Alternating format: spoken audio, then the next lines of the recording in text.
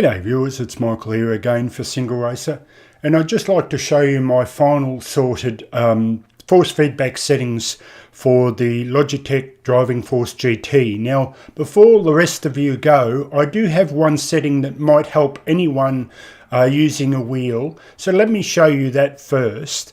And what it was I saw a video that seemed to come across as an official video in relation to Project Cars 2, because they stated that Ben Collins suggested that for every wheel you should change this speed sensitivity here to 45. Now, as an example, I tried this in Assetto Corsa and it was terrible, it didn't work. But when I set it back here, back to 0 as a counter test, it actually also was worse. So this setting seems to be really good for me. It's definitely better than 0, and it is recommended by Ben Collins allegedly in this video. Now, obviously I can't confirm that, but that's what was said, so I thought I'd show you that setting. So for any wheel, even maybe a direct drive wheel like Alex uses over at the Extra Mile, give it a try and see if it makes it better, and keep all the rest of your settings. But for Logitech Driving Force GT users, those rare few that might still use this old wheel, this is my current settings, and of course other wheel users are welcome to try it. This I found the best between the most road feel and good force feedback.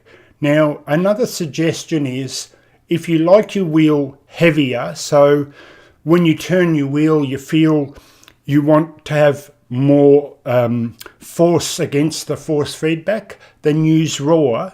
But if you like a very light wheel, then I recommend shifting it over to informative. Both are pretty good. I tend to go with raw more because I prefer that stronger force feedback, but try either one and just see how you feel. Now, one other thing I want to cover just before I finish this short video was, at the time of making my 900 degrees video in relation to this wheel, I was a bit sick and I gave the wrong figure. So let me run through that again. So what you do when you calibrate the wheel is it's a two-step process. So the first process is you just turn the wheel till you get 100%, and then click on next and bring it back to its neutral position, and it should then show 0.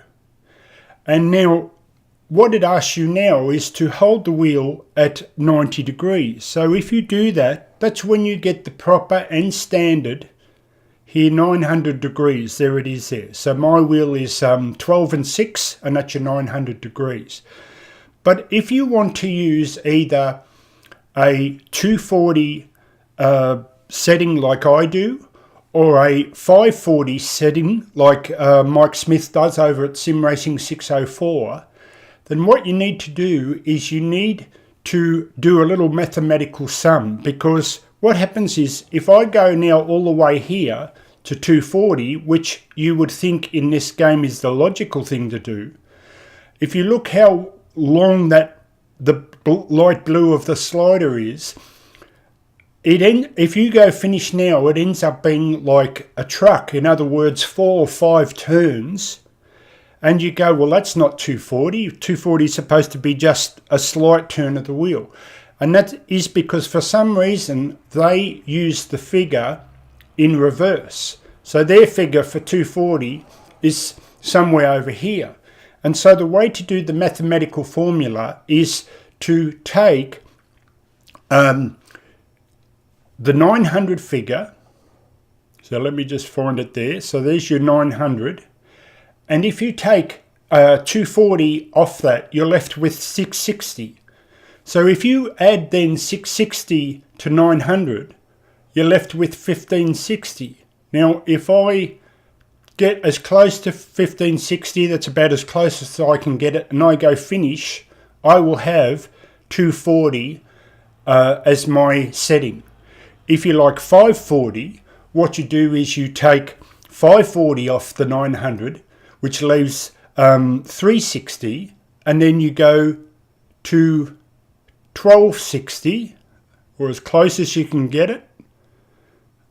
So around here, and if you click finish now, you will also get 540 rotation in your wheel. So I hope that helps. So the mathematical formula is simply get the number that you want for your wheel. In other words, do you want 540 or do you want 600 or do you want say 360 or something like that?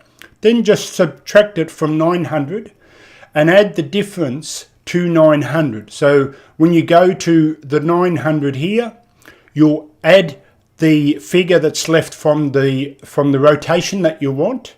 So in my case it's 240. I subtract that from 900, which leaves 660, and then I add the 660 to the 900, which will give me the 1560, and I haven't done it, so I may as well finish that off. So that's as close as I can get it. So I go finish, save, and there's my 240 rotation. Now I know that's confusing, but I hope it helps, and so I'll catch you next time. Okay, see ya.